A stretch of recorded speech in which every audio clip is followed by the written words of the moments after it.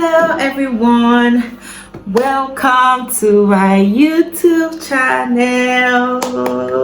Yay! Thank you so much for joining me today, this week. Thank you so much. I don't take it for granted. Thank you for subscribing. If you haven't subscribed, this is the time to do so. Please just click on that subscribe button. It is free. Okay, that's just your way of supporting me and encouraging me to keep going. All right, so please hit the subscribe button. Please. Why won't you hit the subscribe button now? It's free. Okay, welcome once again. I'm so happy to be here. Today I'll be showing you or sharing with you some tips that have helped me in my own kitchen to switch up my cooking game from 0 to 100 literally. Okay, so that is those are some of the things that I'll be sharing in this video, and I hope that you find them valuable, and I hope that you practice them, that if you're not already practicing them. All right, so before we go into those tips, I just like to establish why I'm even talking about this in the first place, right? So for those who don't know, like, this channel is about family, relationships, marriage, food, faith, just general lifestyle, based on a Christian's perspective. Okay, and I decided to start off, or to kick off with a video talking about food and teaching people, not just women, even men, how to switch up their cooking game from basic to professional to pro. Like, really, and I think that this is so important because I feel like the area of food in families, in homes, whether it's you're just single, you're yet to get married, or you're married, you don't even have plans to get married, or living with your parents, whatever the situation or the case may be, I feel like food is a very critical and important part of our lives, right? Like, think about it. All of us, we wake up every morning, we go out to work, we go out, to hustle and to do all of that. Why? Aside from shelter on your head, a roof over your head, wearing clothes and all of that, the basic, most essential need is food, right? We all go out because we want to eat. We want to be able to eat when we're hungry, right? We want to be able to put food on the table of our families, and that is why we all go out. That is why some people even kill other people. That's why some people are so greedy, because they just want to have so much to themselves, so food is a very important aspect of our lives, right? And what made me to start really being intentional about food and the kinds of meals I create for my family, because I realized that I was cooking a lot. Like, we're cooking a lot, except your other family that, okay, maybe the husband doesn't like to cook, the wife doesn't like to cook, then you eat out a lot, right? But you're still eating because you need food to survive. I don't know if you get my point. So food is very vital. Food is very important. And, for me, I was like, I cook, I'm not a fan of always eating out, right? Because aside from the fact that you get to save more money when you eat in, you also get to create better meals when you cook in the house. That's the truth. Like, nothing compared to homemade meals, whether you like it or yes. But it's true. Nothing, that's saying that, oh, nothing like mama's meal. It's not because your mother was the best cook, but there's just something about homemade meal that when you eat together as a family, when you eat on that table, the conversations flow, tensions are dropped, burdens are dropped, you just laugh together, you just heal, you just prepare for, like, it's breakfast, you prepare together for the day, on that table, eating together, even if it's on the floor, any case that it is, just that thing about that act of eating together, it's just something magical about it, in my opinion.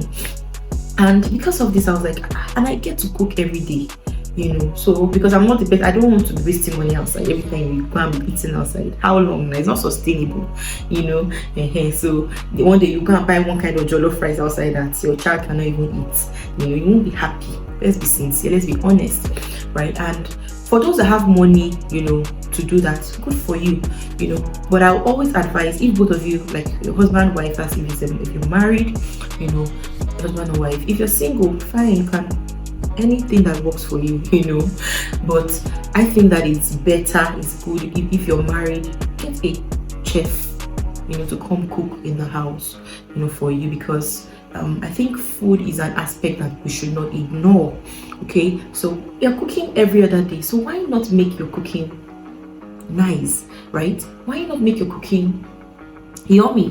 Why not make it delicious? Because you do this every other day, right? Like, we pay attention to a lot of things in our lives, and sometimes we neglect and we overlook some of the very important aspects of our lives, right? And something as basic as food, like it's just food, anyhow, not be just food, but sometimes you're cooking meals, for your family, and they don't really love those meals. They're not really enjoying it. They're eating it because, well, they don't have a choice. They don't have an option. If there was an option, I bet you they will, go. You understand? They will just quickly, drop your own food. But the point is, we need to start creating food that our families enjoy. And this is not just for women, also for men. We have families where the men prefer to cook, and we need to be more intentional about it in our families, whether it's a woman that is cooking or it is a man that is cooking, whatever works for your family, right? But we need to ensure that we are being very intentional about the kinds of meals, and we need to make sure that people, the members of our family, love and enjoy, our food. And the way we invest into, so the way we invest our time and learning and growing in knowledge in so many other areas of our lives, and we don't do these things when it has to do with something as important as food. For example, you see women, they invest a lot of time in learning how to do makeup. Some women, right? They know how to do makeup, like everything, contour, everything. They know how to do it with the teeth. As in, they do it professionally, right? Like, you can learn how to go and do makeup. You even pay to learn how to do makeup, and you're not doing it. You're not learning it to do it as a profession, but to do it as a career. You're learning these things to do it for yourself because you want to dress up, you want to look beautiful, right? You want to be pretty, you want to go out and, oh, I love your makeup, I love your, and all of that. And that is fine. No problem. It's a very good thing. Women should look beautiful, women should be comfortable in their skin and all of that. But how about the aspect of cooking, of the food that your family eats? Are you paying that much attention there as well, right? Are you paying that much attention there as well? If you're good at it, you can become better. If you are better, you can become more better. So these are things that we need to keep evolving. We need to keep learning. We need to keep improving, ourselves on. So you create a space such that your family is happy about eating your food because they know the love that you've put into it. They know the heart you've put into it. And then because you have improved yourself, you have grown in it, your foods become sweeter, they become tastier, right? So we invest some of our time and some of our resources in some things, and we neglect even the most important things. And that is why I'm doing this video, not just to show you that this is actually very important, whether you are a wife, whether you are a husband, but most especially to women, right? Because women are usually the ones who cook in the home, right? And some people do it, that attitude is just, and it shouldn't be. So look at the 5 tips that have helped me, and I know that if you practice, as if you're not already practicing them, you'll be cooking like a pro in no time. The very first one is blend your flavor. Somebody say blend your flavors. I feel like preaching here. Honestly,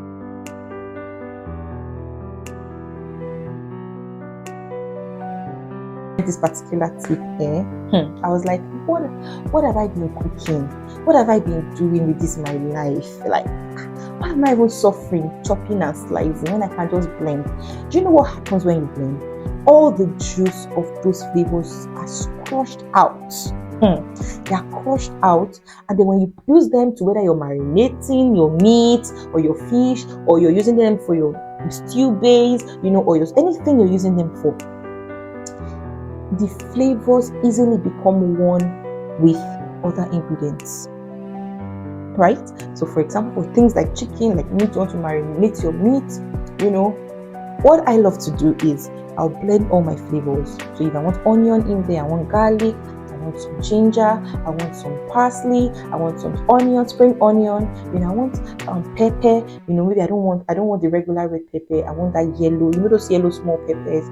I love the heat they bring, I love their flavors as well. Sometimes, you put in some green chili, those green tiny chili pepper that look like shombo. Hey, those ones are very flavorful too. You put them in there, okay, and whatever flavor that you just want to build in that meal, that particular dish, depending on what you're cooking, okay, and then you blend these flavors and then you put them into, if it's your beef or your goat or your fish or your chicken. I love to put them and I lock it in the fridge for at least a night, right?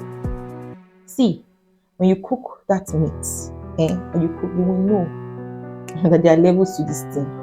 No, for real, there are levels to it. It's a game changer. See, it's not the same that you just put Maggi and salt and then you just boil your chicken or your meat or anything, or you just use it to make your jollof. See, by the time if you use this kind of blend, pour into your jollof base or your anything you're cooking base, my sister and my brother, sorry, but my God, it is different. Honestly, it is completely different. It changes your cooking game from 1 to 1,000. Please jump on this, okay? Slicing is fine, slicing is good, those things still get in there, but it's different when you blend, okay? So learn to blend your flavors. Blend them as much as you can blend. If you don't have a blender, it's a good thing, to invest in one, all right? If you cannot buy a blender, there are these manual blenders that, people that they sell, right? Yes, or you can even pound. The point is just let those things, crush out. People that do weight loss, when you want to take some tea, they'll tell you grate your ginger and put it into your tea, then you can brew it or sift it, right? Why did they say you grate? Because when you grate the juice of the ginger, it is easy to extract the juice from that ginger, right? That is the same thing with cooking. When you blend these flavors, the juices are extracted, and then you get to actually make the best out of them in your meals. All right, so try and reduce slicing.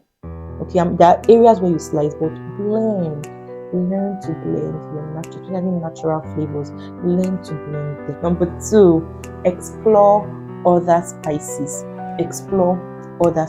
And like I was just saying, right, some people know how to explore all the spices more than some people, and that is the difference, okay? And that is what some of these professional chefs, that is what they do, that is what they know, okay? You see that they know how to use, they know the different flavors that are suitable for different meals, and they know how to infuse them perfectly. They know the right proportion, they know the just right amount, and we need to learn how to explore spices, right? We need to learn how to explore spices when we're cooking, because cooking is not just Maggi and salt.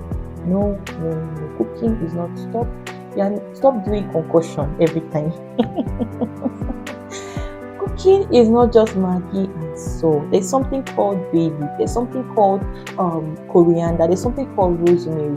There's something called garlic. There's something called ginger. There are so more, 1 million. There's paprika. There's smoked paprika. There's dill.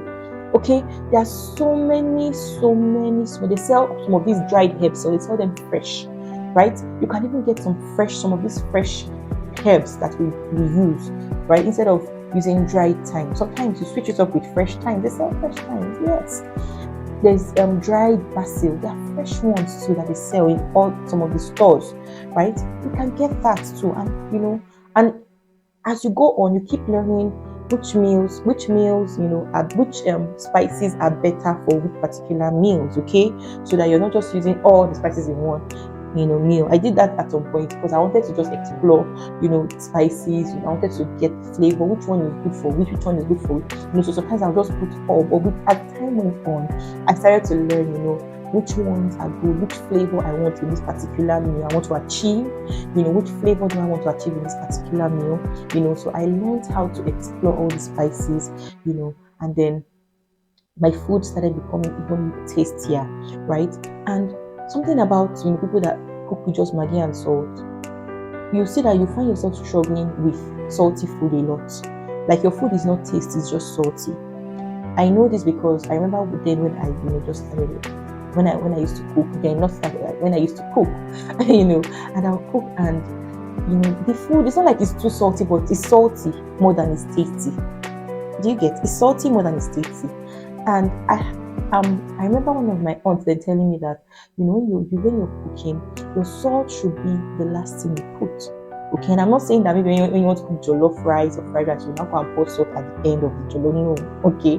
But like your stew base, when you're making jollof, after you build your flavors in that stew base, you now add the salt to finish up. You see what that salt is doing there? It's not the taste. The salt is not the taste of the food. It's not the food. It's not the flavor of the food. The salt is just there to enhance the taste, the flavors you've already built. So when you put in salt, when you taste the stew base or you taste your soup, it should already taste delicious. So that salt is just finishing off to bring all those flavors together, to unite the flavors, to make it one, okay, to enhance those flavors. That is the use of salt. Salt is not the flavor of food. Okay, so we've built your stew base. Your stew has taste already. You can feel those flavors in there already. Then you now finish off with your salt. That is the use of salt. All right. And when I learned this, honestly, my cooking didn't change. It changed. I learned the importance of exploring spices, exploring other spices, because those are the things that give your food the flavor. All right. So that is how the game changed for me, right? I remember even for local soup, there was a time I did not want to taste egusi soup. I felt like egusi soups were just basic. I felt like it was basic. I didn't like egusi at all, and I hated to eat egusi outside. Like even if that was the only soup, I didn't even want to eat because I didn't really enjoy egusi. So I felt it was just palm oil and egusi, and then egusi is bland naturally, So I had to learn how to build flavor in my egusi soup, right? And let me just give you this as expo. Some people may already know, may already be using it, but I tried to put some uziza spice and then pepper soup spice. Oh yeah, inside egusi soup. Oh my God, I'm not saying you should go and pour a whole bottle of pepper soup spice. You could just start. Spices is just little. But when you're eating the final outcome, all your taste buds will be thinking, and it's not Maggi, it's not salt. I'm telling you. It's not Maggi, it's not salt. We've learned how to explore other spices in your cooking. Even ogbono, there are things I put into my ogbono soup. Some soups I will use like 2 or 3 different leaves. Like egusi, I don't use just ugu. Sometimes I'll use ugu. I want some okazi because of that slightly bitter feel it brings, right? Sometimes I want some uziza, fresh uziza leaves in there, right? But all this flavor, by the time you cook the meal, you find out that because of the different spices you've been able to use, whether fresh or powdered, you see that your meals taste even better. Okay, so the third tip I would love to share is build your flavors. Building flavors. This is a huge one. You need to learn how to build flavors, right? So now you already have your spices. How do you build these flavors with the spices that you have? Okay, how do you build the flavors? You already have the spices. Now you're talking about building your flavors. So what is building your flavors? It means different timing. Just like when you build a house, you're building a house, right? There's time for foundation. There's time for the body, the main structure of the house. And then it's time when you get to lintel, you get to roofing and all of that. Also in cooking, there's time where you start the foundation, the basic, and every part of these things matter. Every part, especially the like jollof rice. See, the foundation of a jollof rice is your base, your stew base. If you like, when you get that stew base wrong, if you like, after you've put in the rice, put Maggi, put anything you want to put. It will not make sense like that. But when you build it from ground up, by the time you have finished cooking the jollof, all the flavors, because you've built them. we've built the flavors. All right, so we must learn how to build flavors. Build flavors is very important. The fourth thing would be control your heat. Control your heat. Control it. Control. It's so important. This is one area where I feel,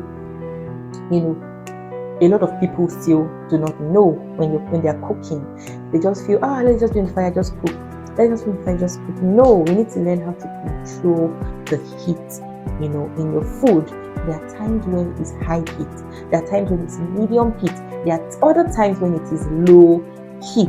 Okay, and these different things matter. And this is a big secret for professional chefs. They know how to control their heat. Temperature is very important in cooking. Okay, very, very important. So, for example, some people think that temperature is just for jollof rice. Yes, some people think, just when you finish cooking, so it's steam, because a lot of cooking, blogs have thought that jollof rice, which is true. You don't want to cook your jollof rice like after you've done everything. You don't want to cook it on high heat. It's just burn. You want to ensure that you start off with low heat so that the rice can soak in, everything, even other kinds of rice, right? It's just nice to explore that low, but it's not just for rice. Even your soup. See, when I started doing this thing for my soup, like I'll finish cooking my soups. I've done everything. I've built my flavors. I've used different spices and flavors. I've built everything, and then I'm at the last phase of the cooking. I cover my pot. Before, I'll just, the soup is ready now. The leaves are ready. The leaves are okay. And I'll just, bring the pot down after like 5 minutes on high heat. Okay. I don't know what came into me one day. I just said, let me even just lower this heat. And then just allow this thing to simmer. You know that thing they call simmering? Simmer. Abi, is it not the English? Anyways, that process of you letting the food to cook on low heat. I tried this for my soup. Since that day, I always do it. Whether it is ogbono soup or okra soup or afang soup, any soup, stew, I do it. After it is ready, I'll just leave this. I'll just drop the heat low, and then I'll leave the pot there for like 15 minutes.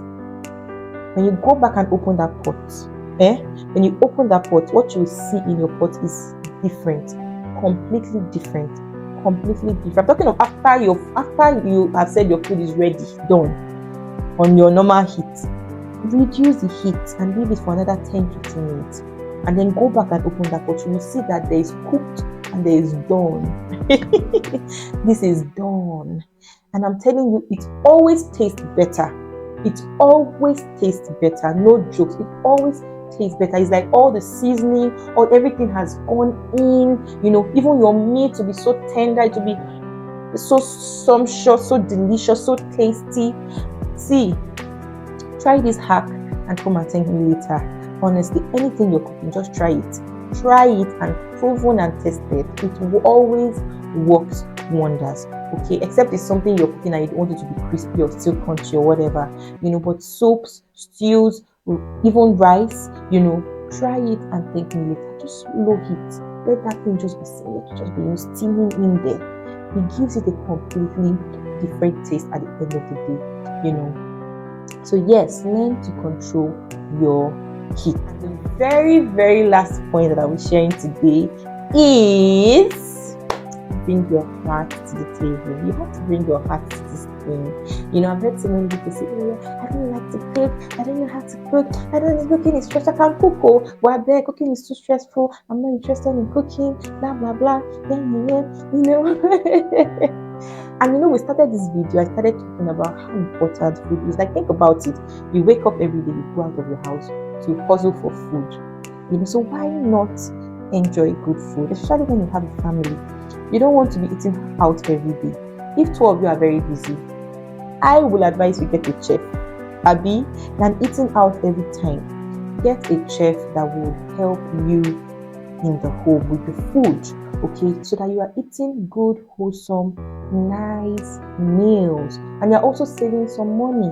See, eating out is very expensive. You can eat out once in a while, but it shouldn't be the order of the day, okay? And you don't want to be feeding your family every day pizza, every day burgers, every day. You want to have a wholesome meals going on, within the week, through the week, and through the month. Okay, especially for people who have children, right? So, and apart from even for yourself, you need to get good things into your body, right? As much as possible, right? And this is so important. So why not? Like, we learn how to work, we learn how to do everything. So why can't we learn how to create nice, delicious, tasty meals for our homes, for our families? Why are we not interested in this area of our lives, which is so important, So yes, just get knowledge. Be interested. Put your heart in it. Some people, before they even enter the kitchen, they've already told themselves that they cannot. It's not rocket science. And I hope that this video has been able to show that to you. That these things they're not rocket science. It doesn't fall on anybody from heaven. Yes, even though some people, their hands are just good at cooking. I agree. Some people, anything they just cook, even if they don't even think it, they don't. I think I'm like that in a way. When I just know how to cook. But I've also made intentional, deliberate efforts in learning. Okay, and I always ask questions. When I go and I taste, I always ask, I always probe, because I always want to be better, at it. And you don't need to learn how to cook because you want to be a chef. You don't need to learn how to cook because you want to be a caterer. You don't need to learn how to cook because you want to be because food is a part of our lives. Just the way we work, just the way we have, food is so important. It's an impact, and that was why I said this blog or this channel, I'm definitely going to be talking about food. I can as well just start talking about family, parenting, marriage, and all of that. And not necessarily talk about food, but I feel like food is one very key part of our lives that we're not taking very seriously, right? Every other day we all cook in our homes.